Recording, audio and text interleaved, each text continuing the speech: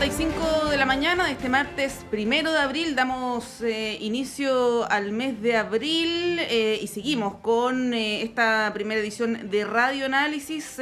Corresponde el espacio del panel de conversación y me encuentro con dos tremendos invitados, ya amigos de la casa ambos. En primer lugar vamos a presentar a la profesora y también ex secretaria nacional de la Democracia Cristiana, Cecilia Valdés. Cecilia, buenos días, ¿cómo estás? Hola, buenos días, Monse. Aquí estamos bien. Un poco de frío hoy día, pero estamos bien. Gracias por la invitación. Así es, un clima otoñal el de hoy para dar inicio a abril. Y saludamos también al sociólogo, ex ministro de Estado, ex presidente también del Partido Socialista, Germán Correa. Germán, ¿cómo estás? Buenos días.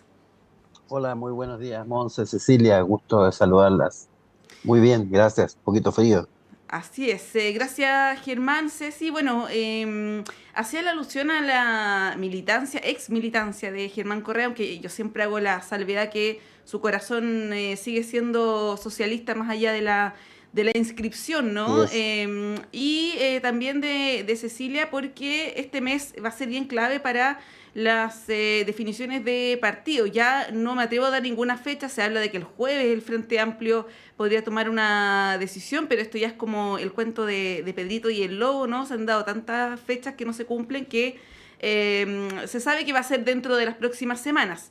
Y quería partir, Germán, contigo porque hoy viene en la prensa, y es algo que se ha especulado los últimos días, que el Partido Socialista se estaría inclinando por apoyar a Paulina Bodanovich y no a Carolina Toá. Acá hemos hablado con hartos socialistas y nos han dicho que lo de Toá es lo más seguro, ¿no? Pero bueno, dado los buenos resultados que tuvo ella en la última elección, donde participaron cerca de 16.000 militantes, esto la pone en una buena posición, ¿no? Para ser proclamada por el partido. Al menos eso es lo que recoge la prensa. Ahora, hay que decir que una elección interna es bien distinta a una primaria y una elección presidencial.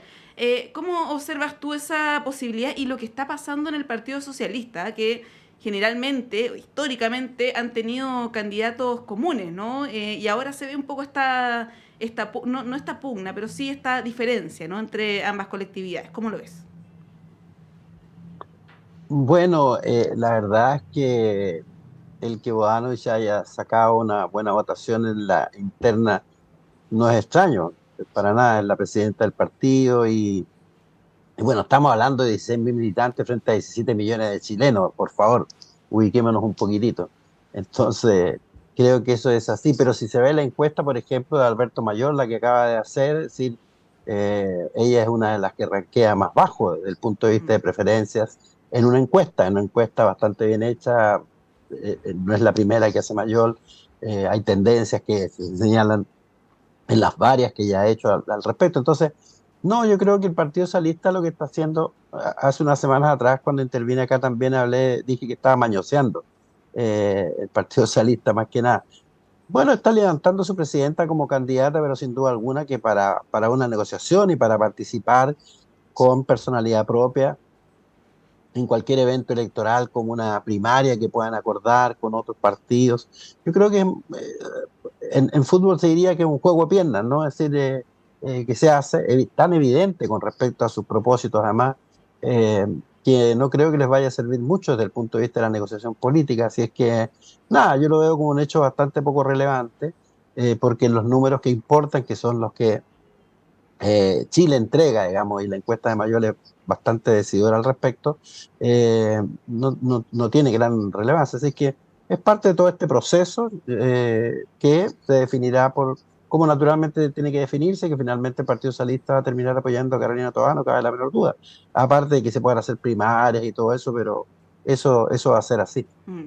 Bueno, la encuesta que cita Germán, que lo comentábamos ayer también, da un triunfo bien holgado en primera vuelta para Carolina Toá, no así en segunda vuelta, porque ahí estaría la unión de todos los candidatos de derecha y de la derecha más ultra, ¿no?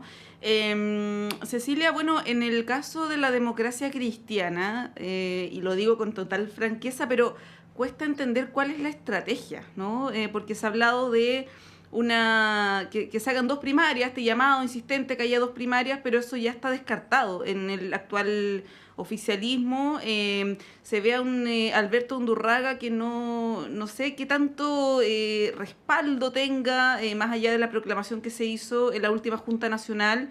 Y se le ve bastante solo, ¿no? Y ya el Partido Demócrata Cristiano, con esta estrategia del camino propio, no ha sido muy exitoso en términos electorales. ¿Qué podrías decir tú, o tiene que ver con lo que dice Germán, de una estrategia de negociación posterior?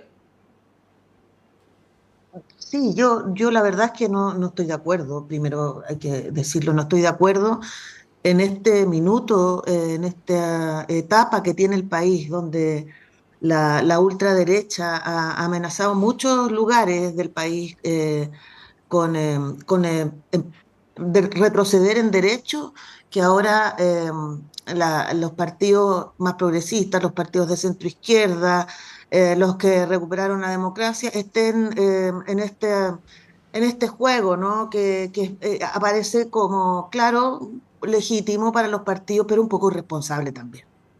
Hay que decirlo, porque en el minuto que estamos hoy día, no solo se mide en la encuesta, en el tema electoral, que ya es bien poco lo que marca, por lo menos Alberto Undurraga no marca nada. Eh, y por eso además el senador Flores entendió esta lógica de unidad y de urgencia para el país, y se bajó de su candidatura en pos de la unidad de la centroizquierda, donde debe estar siempre la democracia cristiana. Y yo la verdad es que no comparto esta supuesta estrategia, porque yo estuve en la Junta Nacional, una Junta Nacional que le costó juntar el quórum mínimo para funcionar. Estamos hablando de esa Junta, o sea, tenemos 340 delegados en la Junta, lo mínimo son 170, llegaron 180. ¿Ah? Estamos hablando de ese universo que fue el que proclamó al presidente del partido, que es un diputado destacado, responsable, pero es un diputado. ¿Ah? Y es un líder local en su distrito, y la verdad no se entiende cómo la democracia cristiana, pensando que a lo mejor tiene mucho más de lo que tiene hoy día realmente electoralmente, eh, no se entiende cómo usa esta estrategia en forma irresponsable, dando espacio para que la derecha siga avanzando, sigan estas conversaciones, y nosotros mientras perdemos tiempo de hacer campaña por Carolina Toá, que realmente es la que está marcando, nos estamos farreando una posibilidad tremenda con una irresponsabilidad frente al país, cuando debiéramos estar aprovechando esta disidencia, estos conflictos que tiene la derecha, para avanzar y asegurarle al país, darle cierta certeza. Yo creo que es parte de una irresponsabilidad de que los partidos se miran a sí mismos, que se convierten en un fin en sí mismos y pierden el objetivo central, que es el proyecto para Chile. Sí, Germán, bueno, acá hemos escuchado varios dirigentes o personas que se identifican con la centroizquierda que han planteado esta idea de la unidad del progresismo para hacerle frente a la extrema derecha, y un poco también emulando experiencias en Europa y en otros países. Pero la verdad es que, claro, el objetivo de la democracia cristiana, por lo que uno ve, conspira en contra de ese propósito, ¿no? Cuando justamente la derecha más ultra va avanzando, uno lo ve en las encuestas de opinión, y Kast y Kaiser suman un 25%, por ejemplo, ¿no? Con las propuestas que ya conocemos. Más temprano entrevistamos a la presidenta del Colegio Médico para que diga cuestiones que ya todo el mundo sabe, pero que es bueno salir a enfrentar las mentiras con datos y con información, ¿no? Como que las vacunas son positivas y han evitado millones de muertes en la historia de la humanidad. Pero el problema no es que exista una figura como Johannes Kaiser. El problema es que hay mucha gente que le hace sentido ese discurso y va creciendo, ¿no? Y para eso, claro, uno ve lo que está pasando en el progresismo, la centroizquierda, y la verdad es que hay bastante desorden todavía, ¿no? ¿Cómo es ese escenario, como en términos más generales, ¿no? Como el análisis más profundo respecto de aquello? Bueno, yo creo que todo eso es una señal más de lo que venimos conversando ya hace bastante tiempo, años a esta altura, desgraciadamente, y es la profunda crisis que yo llamé en algún momento en las capas tectónicas mismas de la sociedad chilena, que venimos viviendo hace ya varios años y que se expresó en el estallido social y que no ha encontrado una resolución como crisis, ¿no? Hemos vivido procesos bastante extraños, inclusive como los dos intentos constitucionales, ambos fracasados, que da cuenta también de esa crisis. Yo creo que el mundo político no asume la profundidad de esa crisis social, ¿no? Y desde luego refrendada además por una crisis económica. Llevamos 3 años de estancamiento económico, y no solo estancamiento económico en este gobierno. Cuando uno mira la gran trayectoria de la economía chilena de los 90 en adelante, fuera del periodo de auge económico que hubo en los primeros 10 años de gobierno de la Concertación, los segundos 10 años fueron menos exitosos en ese sentido, y de ahí en adelante, ¿no es cierto? Hay una declinación aparentemente estructural de la economía chilena, y eso obviamente tiene un efecto súper fuerte sobre la sociedad, sin duda alguna. En los periodos de auge económico las cosas son muy distintas políticamente a lo que se produce en decadencia económica. Miremos lo que está pasando en Estados Unidos, ahí ya tenemos una idea de las cosas que van sucediendo. Entonces, creo que primero, la política y todo el mundo político de todos los colores no asume la profundidad de esa crisis y sigue en este juego de escenario. Yo lo he dicho tantas veces, para mí la política se da en un escenario donde todos apasionadamente juegan su rol, ¿no es cierto?, creyendo que lo están haciendo fantástico, mientras en la oscuridad hay un público que no se siente en absoluto representado, además por malos actores, porque cada vez es peor la política desde el punto de vista de los actores políticos, de una liviandad, de unas peleas de colegio, sin referirse a los grandes problemas de fondo que tiene el país en un mundo que está también súper convulsionado.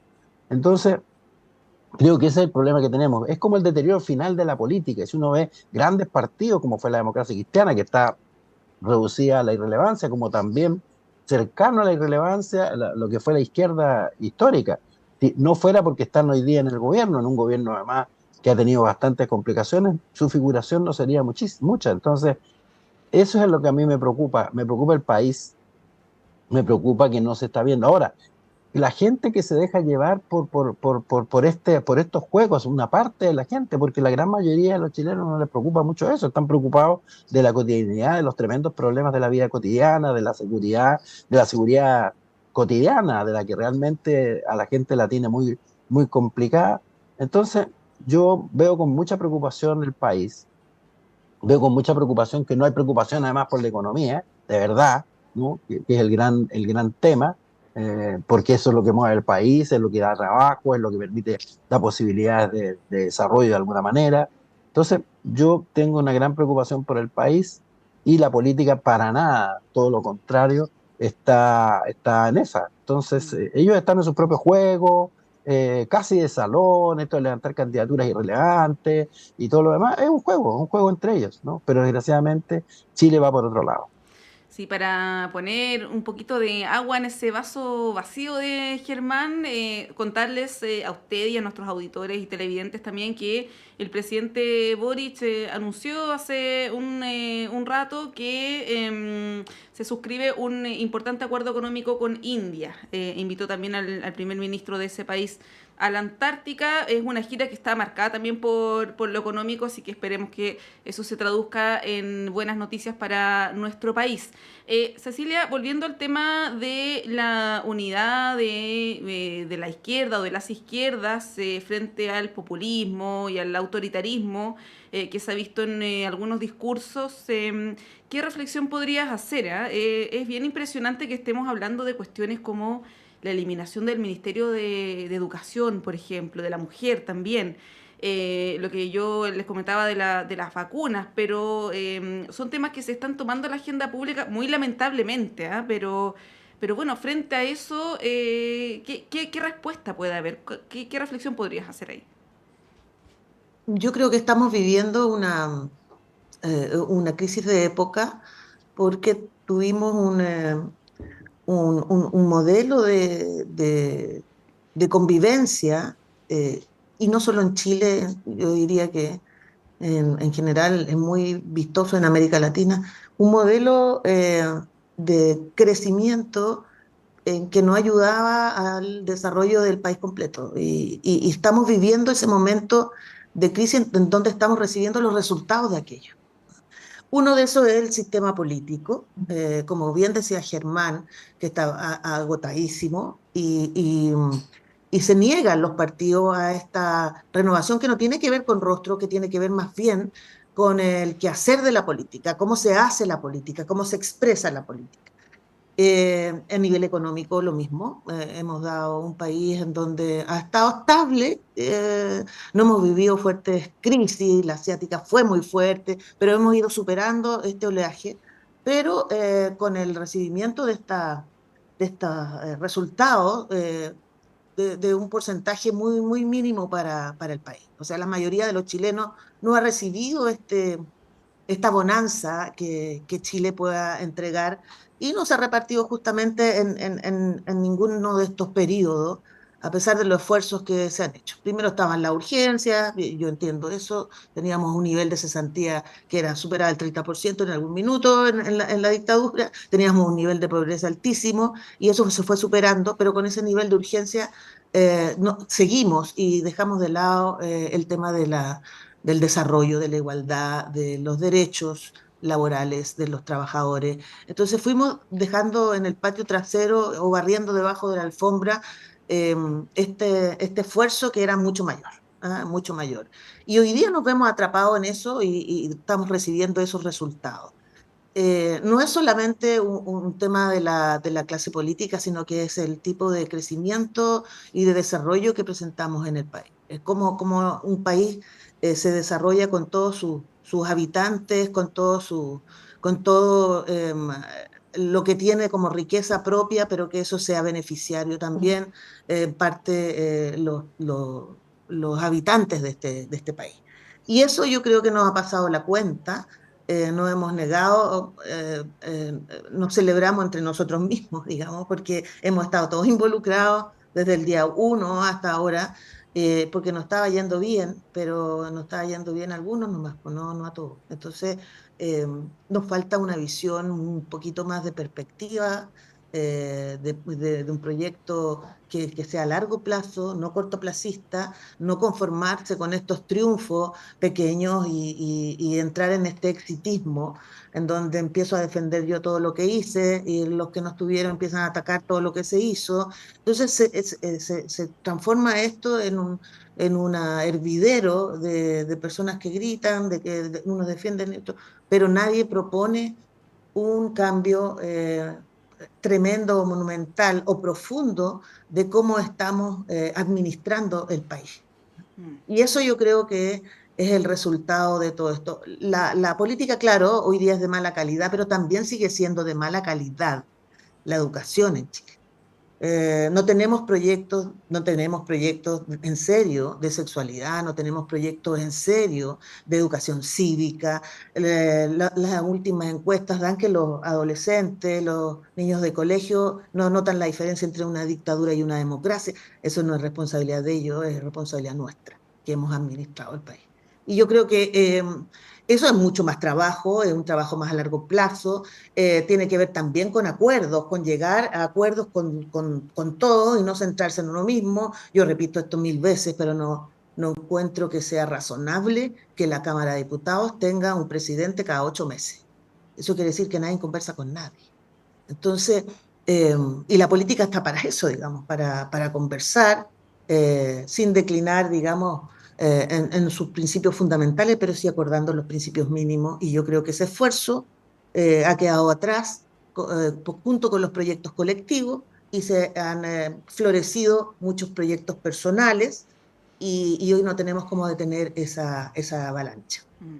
Sí, ahí Cecilia puso varios temas, Germán, pero quería quedarme en el tema de económico, que tú también lo planteabas. Ahora se habla que uno de los ejes de cualquier candidatura, lo ha dicho Carolina Toá, bueno, Evelyn Matei también, es el crecimiento económico, ¿no? Se habla de el crecimiento, de la permisología, en fin, pero se habla poco de redistribución. Yo me acuerdo este eslogan del presidente Lagos de crecer con igualdad, ¿no? Tú que participaste también de los gobiernos de la concertación, ¿qué podríamos decir? Porque, claro, puede que la crisis que estamos viviendo ahora en términos políticos, también económicos, tenga que ver con decisiones que se tomaron en el pasado, ¿no? ¿Cómo lo ves tú ya habiendo vivido también esa época? Bueno, sin duda que lo que sucede hoy tiene que ver con decisiones que se tomaron en el pasado.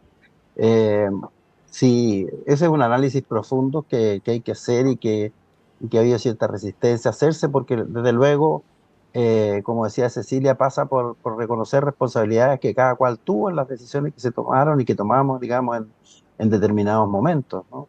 Eh, y yo creo que ahí eso tiene mucho que ver con el hecho de que se le dijo a la Concertación en más de una ocasión que si al comienzo se había tomado el modelo neoliberal en todos sus aspectos como una especie de necesidad, porque no podíamos desestabilizar económicamente al país, porque Pinochet andaba dando vueltas todavía, era comandante y jefe del ejército, movilizaba las tropas, etcétera, todo el periodo complejo que fue de la transición chilena y que se prolongó más allá del primer gobierno del presidente Elwin, en fin, todo eso que en un momento fue necesidad, después fue produciendo entusiasmo, y la verdad es que la Concertación terminó abrazando el modelo neoliberal, haciéndole modificaciones por aquí y por allá, pero la verdad es que el modelo neoliberal, después de más de 30 años de aplicación, ha mostrado toda su cara, y no solamente en Chile, en el mundo, de una extrema concentración de la riqueza, ¿no es cierto?, la extensión de situaciones de pobreza y de precariedad económica para grandes masas de personas, y además cambios culturales profundos, como es la extrema individuación, porque ya no es individualismo, digamos,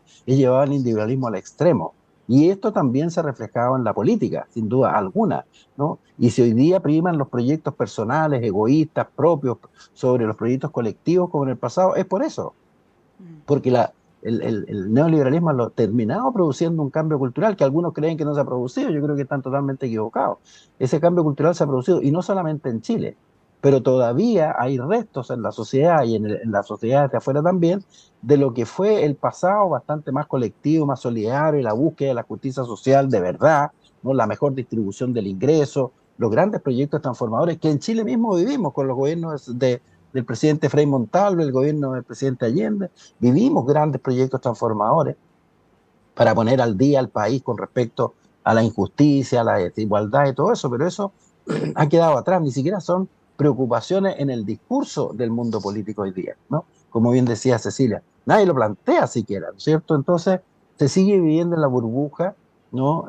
Tenemos también en Chile problemas de alta concentración de la riqueza, que es del 1% de la población, que se apodera de más de un tercio, casi el 40% de la riqueza nacional. Entonces, claro, es decir, eso pasa a la cuenta, sin duda alguna.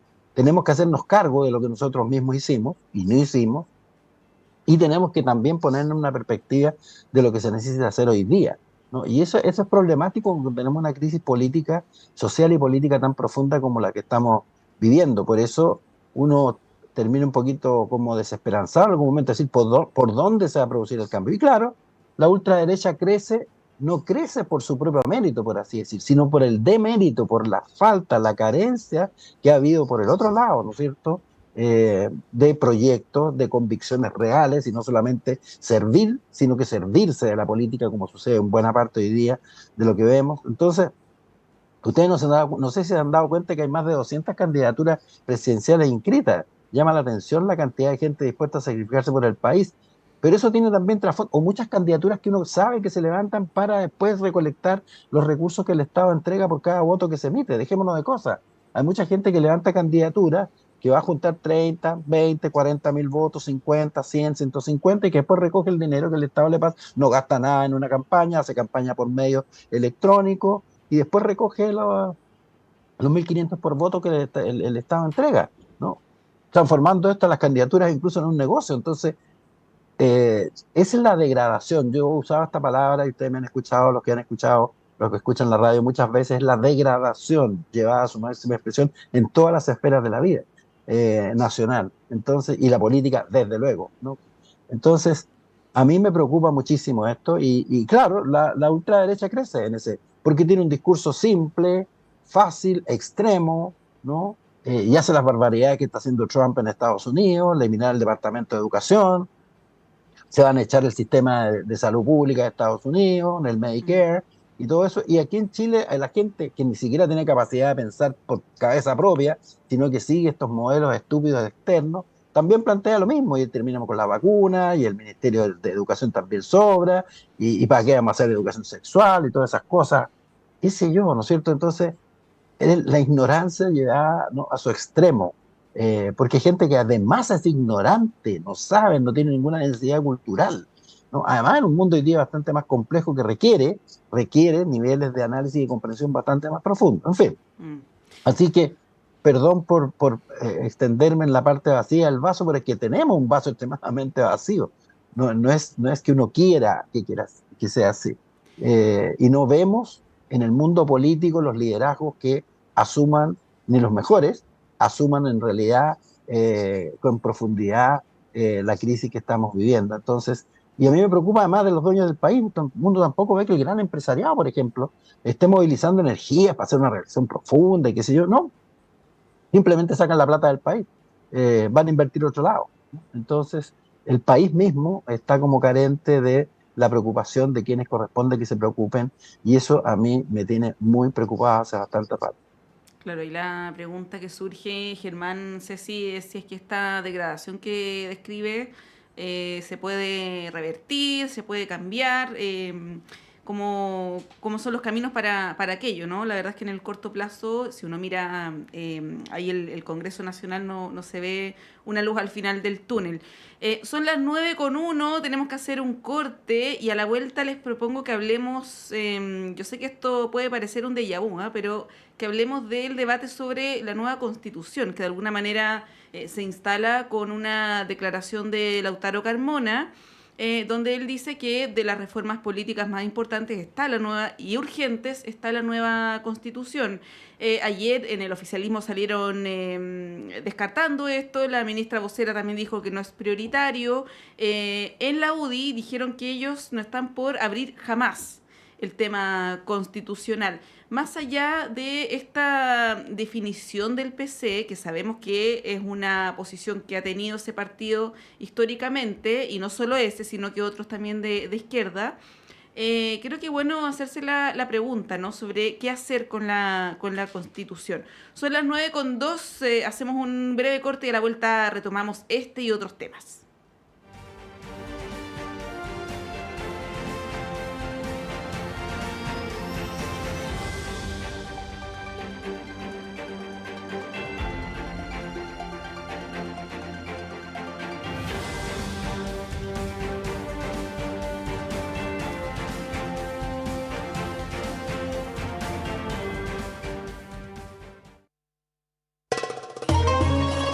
¿Qué pide Palestina? El respeto al derecho internacional. Solamente eso. Una de las mayores catástrofes de este siglo XXI se vive en Palestina.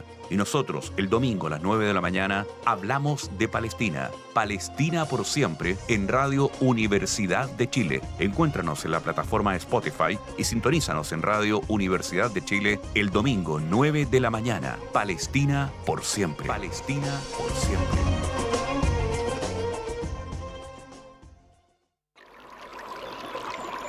Aguas Trayén o Cascada en Mapudungún es la mejor agua purificada con tecnología de última generación. Para más información, visite su página web www.aguastrayen.com.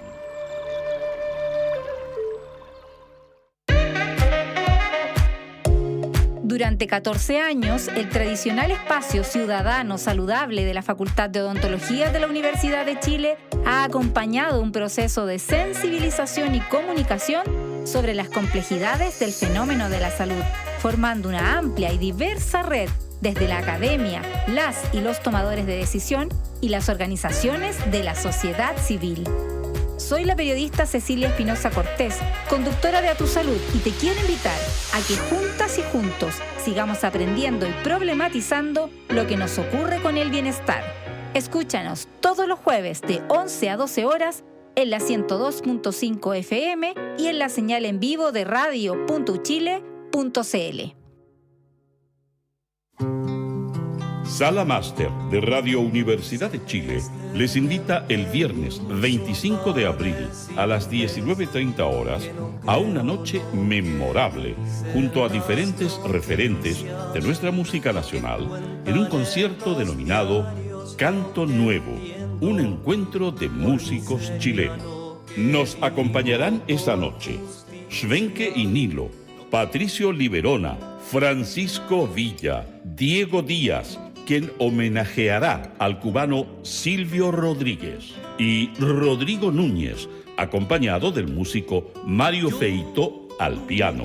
Viernes 25 de abril, 19:30 horas. Entradas disponibles en Portal Tickets. Más información en www.salamaster.cl.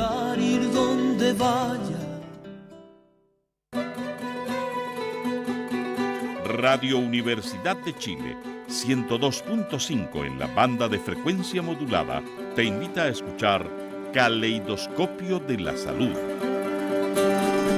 del Departamento de Enfermería de la Universidad de Chile, un programa que respeta la autonomía y apoya la decisión informada de las personas frente al cuidado de su salud y la de otros.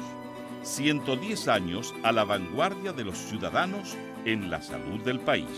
Caleidoscopio de la Salud, todos los sábados a las 12 horas.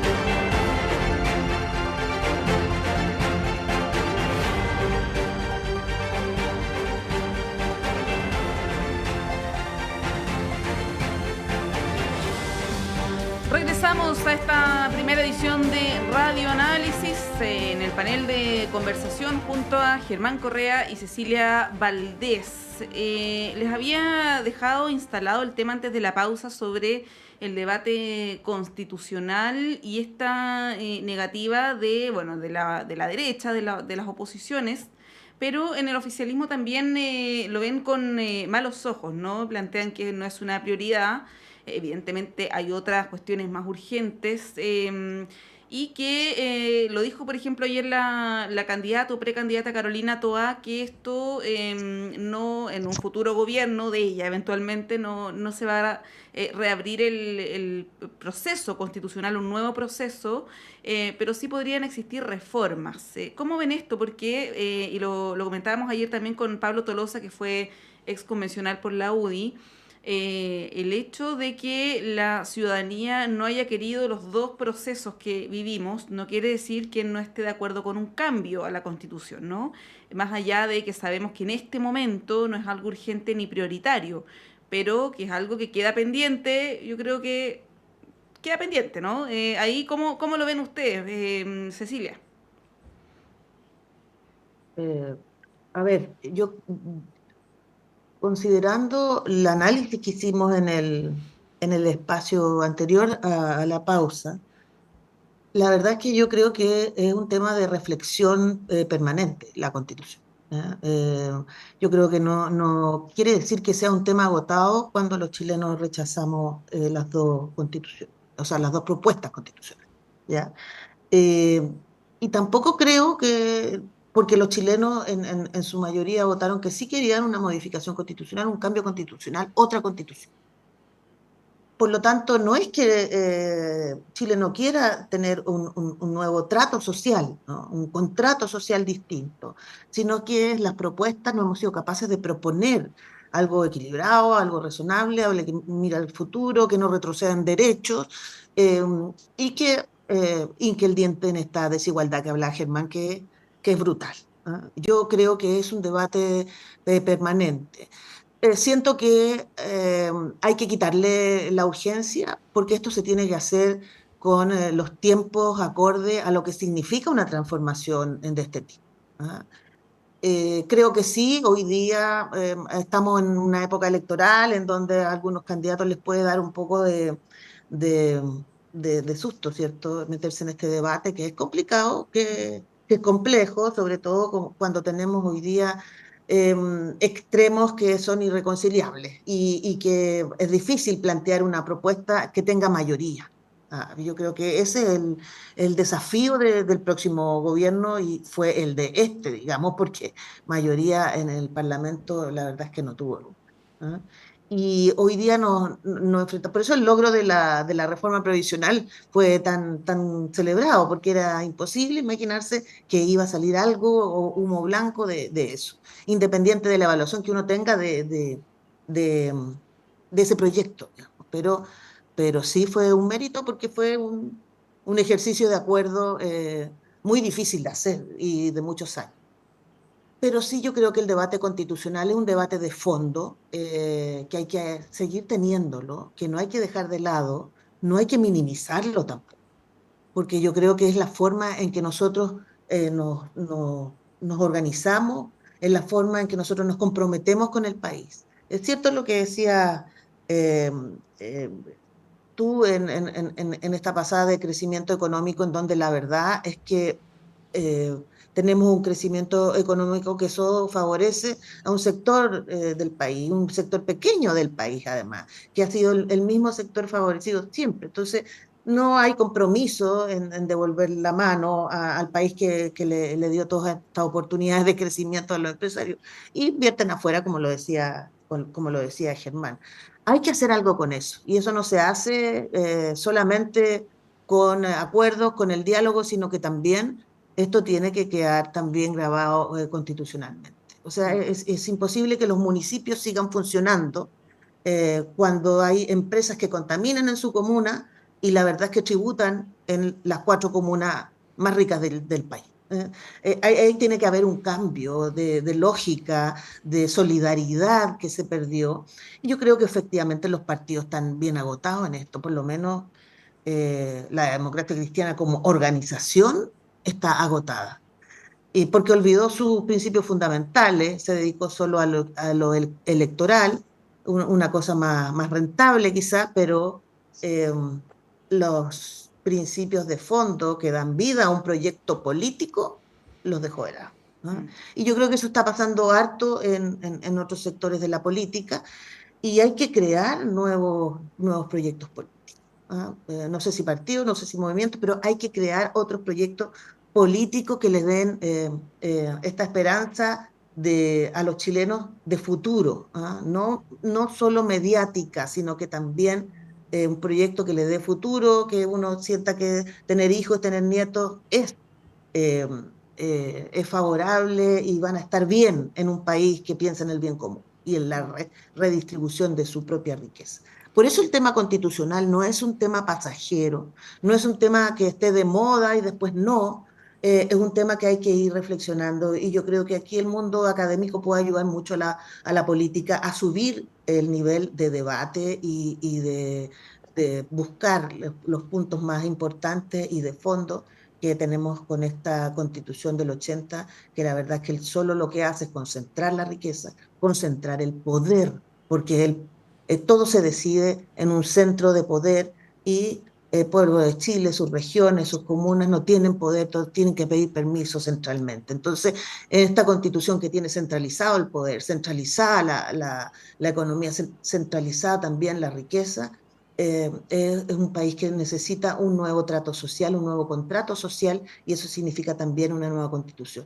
Hacer las cosas distintas como se hizo en las 2 primeras veces, en donde se pueda conversar con todos los sectores, pero también los temas de fondo que son obviamente los temas de futuro para la mayoría de los chilenos tienen que estar sumamente claros y acordados como mínimos comunes para el beneficio y desarrollo del país en forma más equilibrada y justa.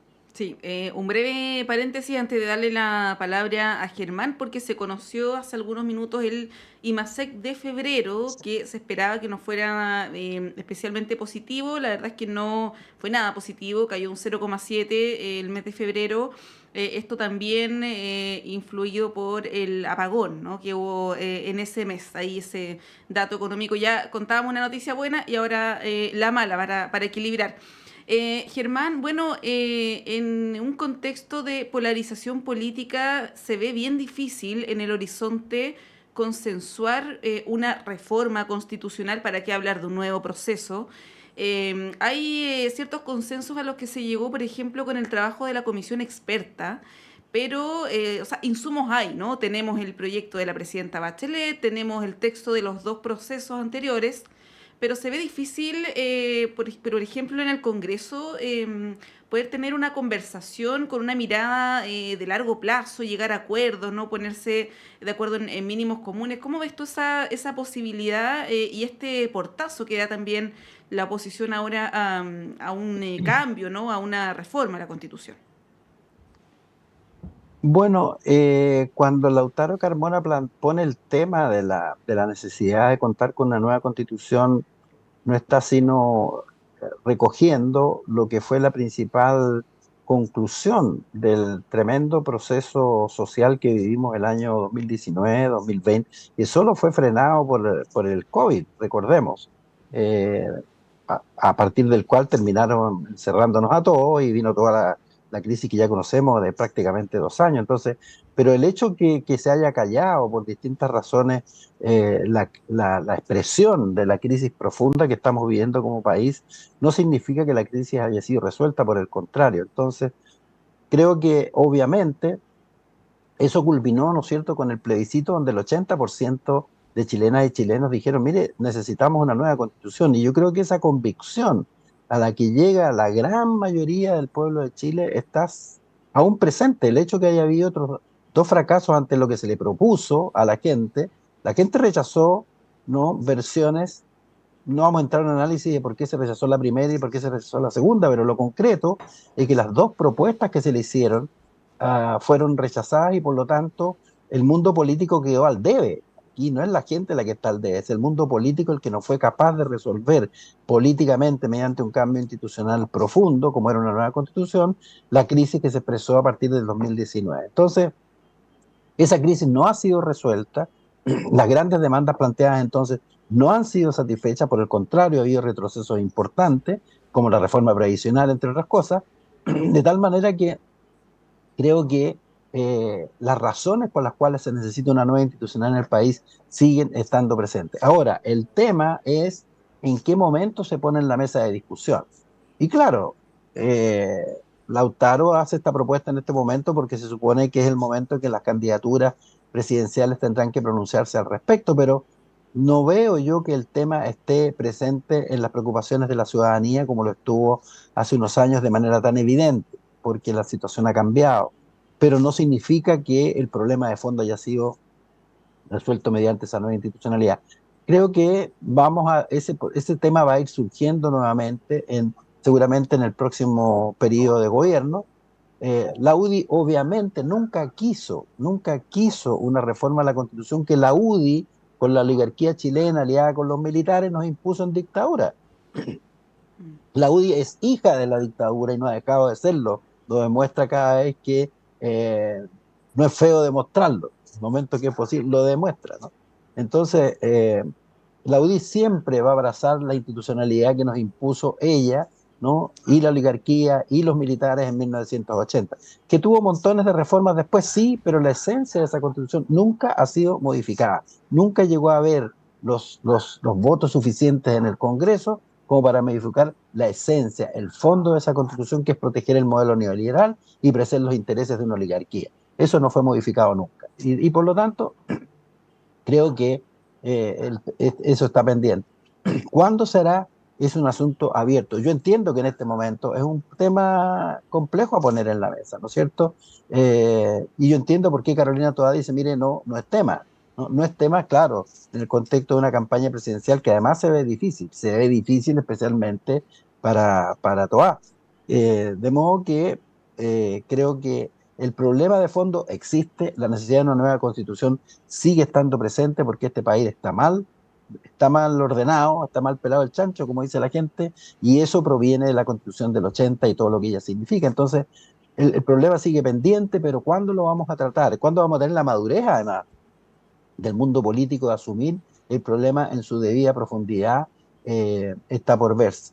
No creo que sea el tema que pueda discutirse en una campaña presidencial, pero sin duda alguna es el trasfondo de todo debate que se haga en una campaña presidencial, porque todo ello, lo que se proponga en términos de cambio en el país, va a tener que pasar por un cambio institucional, si no, no es posible, simplemente.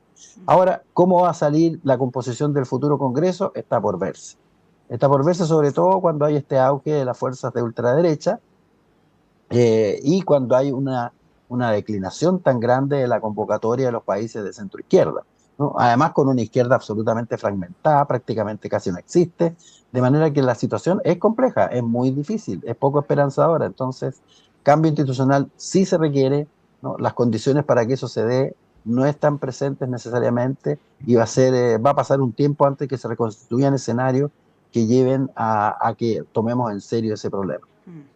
Bien, bueno, Germán, Cecilia, los quiero llevar en los minutos que nos quedan a otro tema porque iniciamos abril con harta noticia en el plano judicial. Ayer se revocó la medida cautelar de Luis Hermosilla, regresa a Capitán Llaver, salió reclamando contra la fiscalía, él y su hermano, que es su abogado, ¿no?, de manipular las investigaciones en el contexto donde además han salido nuevas informaciones sobre los nombramientos en el Poder Judicial. Ha habido ahí algunas diligencias también por parte de la Fiscalía y también de la PDI respecto de integrantes del Poder Judicial, cosa que es bastante grave, ¿no? Y todo esto en el contexto del caso Audio, donde está involucrado Luis Hermosilla. Hoy día también se revisan las cautelares de Katy Barriga, ya como por enésima vez. Además hay una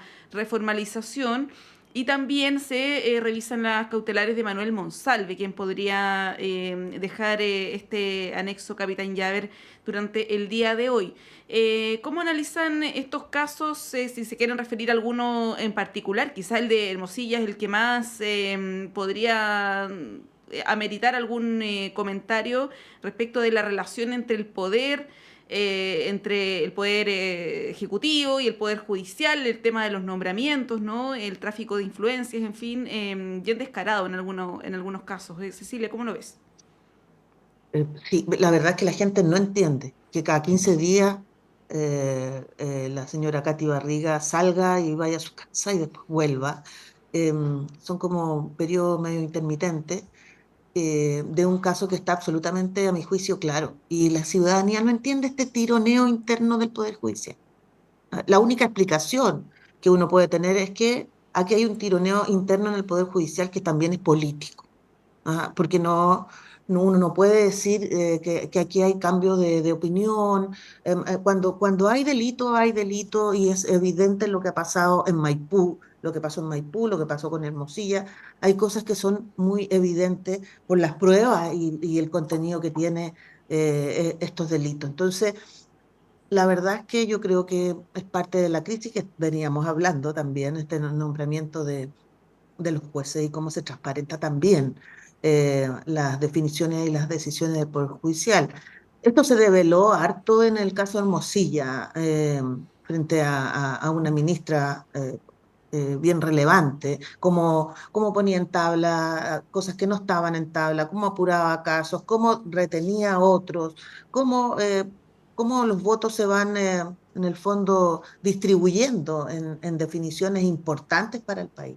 Y yo creo que nos releva aquí una tarea muy importante que tenemos, que es meternos en el tema del Poder Judicial, transparentarlo, hacer de esto que la ciudadanía vuelva a creer, porque la ciudadanía no cree en la justicia en este país.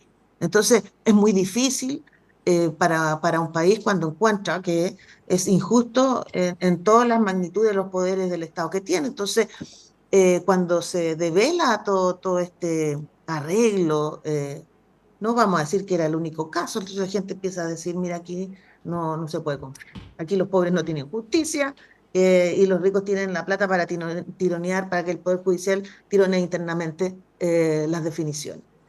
Y yo creo que eso, la verdad, pasa, y sobre todo en estos casos que de notoria publicidad, es mucho más evidente cuando todos creen que no es evidente, para la ciudadanía sí lo es.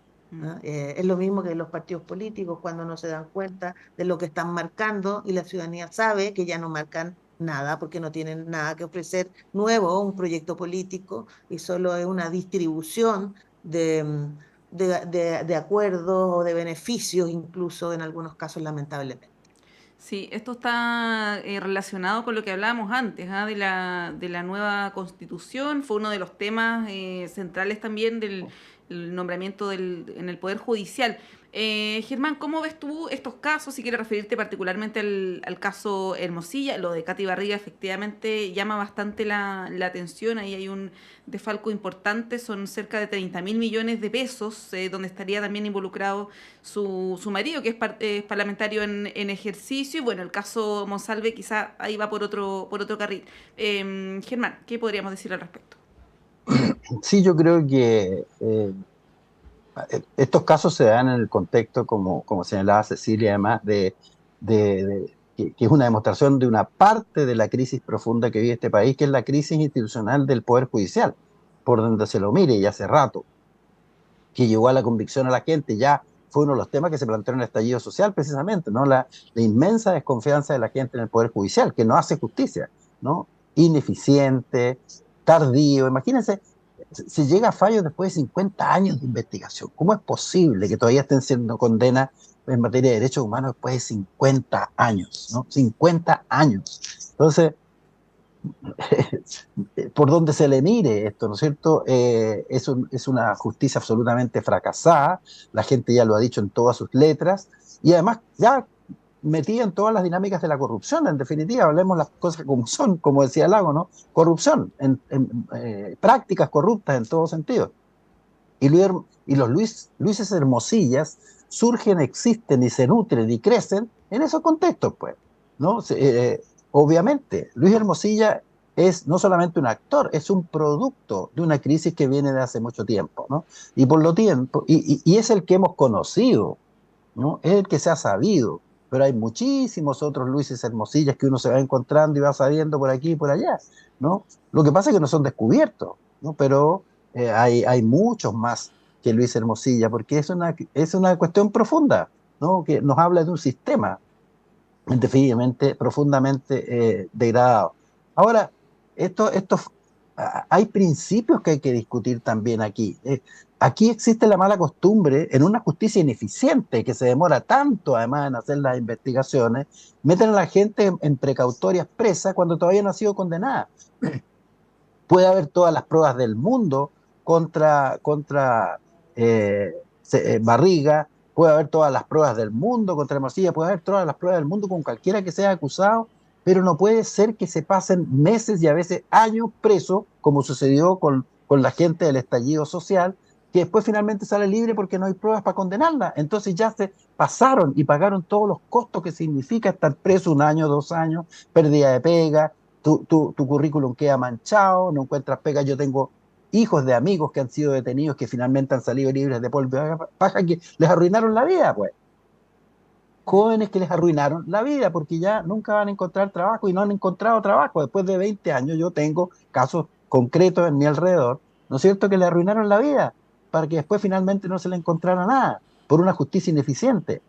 Entonces, estas precautorias también hay que revisar, ¿no? La gente no puede dar una precondena, aunque todo el mundo, porque aquí además se condena públicamente. Ya la Barriga está condenada, Hermosilla está condenado. No, las condenas las tiene que emitir un poder judicial, después de una investigación seria, rigurosa y eficiente, ¿no? No se puede condenar a nadie ex ante, por mucho que la evidencia muestre que es así. Pero para eso existen los sistemas judiciales, pero tienen que ser sistemas judiciales eficientes, ¿no? Y por lo tanto, una de las cosas que hay que revisar en la nueva justicia chilena son estas precautorias, que precondenan a la gente, por muy evidente que sea la eficiencia. No basta con la evidencia en los medios de comunicación, que muchas veces después se demuestran que tampoco tenían sustento, por favor. Entonces, creo que hay que mediar con mucha seriedad y profundidad todo esto. Y lo que esas idas y venidas, ¿no?, de jueces, la gente no entiende que las cosas pasan por jueces distintos, que tienen criterios distintos para aplicar la ley, y por eso unos liberan, otros no liberan, vuelven, no vuelven. Es una chacota al final, ¿no? Yo no estoy por meter a nadie preso que no se le haya comprobado el delito del que se le acusa, de verdad, ¿no? Y si son un peligro para la sociedad, habrá mecanismos, como el arresto domiciliario podría ser, pero tampoco eterno. Tiene un poder judicial que no tiene plazos, tiene que tener plazos, evidentemente, ¿no? Entonces, bueno, hay muchas cosas que revisar, ¿no? Y esto es lo que va indignando, y esto es lo que va produciendo, ¿no? Todo este malestar, ¿no? El propio Estado, que es un desastre. Yo he tenido encuentros, ¿cómo se encuentra uno con el Estado cuando hace trámite? Es desastroso, por favor. Entonces, nada, yo creo que hay muchísimo paño por cortar, hay muchísimo que hacer, ¿no? Y el mundo político debiera ponerse las pilas y ser serio en realidad, todo el mundo con estos problemas, porque son los que le van haciendo difícil y arruinando la vida a la gente, aparte de todos los problemas estructurales, concentración de la riqueza y todas esas cosas que ya conocemos. Sí, bueno, el tema de la administración de la justicia y las reformas es algo que está pendiente. Sabemos que además hay un proyecto de este gobierno que presentó en ese entonces ministro de Justicia, Luis Cordero, para los nombramientos en el Poder Judicial, que naufraga en el Congreso. Vamos a ver si es que avanza aquello, y la razonable duda de si es que la justicia está de alguna manera influida o influenciada por los climas de opinión pública también es una duda razonable, ¿no? A propósito de estos casos. Son las 9:31, tenemos que cerrar ya este panel de conversación. Cecilia Valdés, muchas gracias como siempre, que tengas un estupendo día. Muchas gracias, Monse. Un abrazo, Germán, y que tengamos toda una buena semana. Así es. Germán Correa, muchas gracias también. Un buen inicio de abril para ambos también. Monse, muchas gracias. Cecilia, un gusto saludarte, que estén muy bien. Muchas gracias por la invitación. Chao, chao. Nos vemos. Gracias a ustedes, nos vemos pronto, y nosotros cerramos este panel de conversación cuando son las 9:31. A la vuelta de la pausa está Claudio Medrano con ustedes.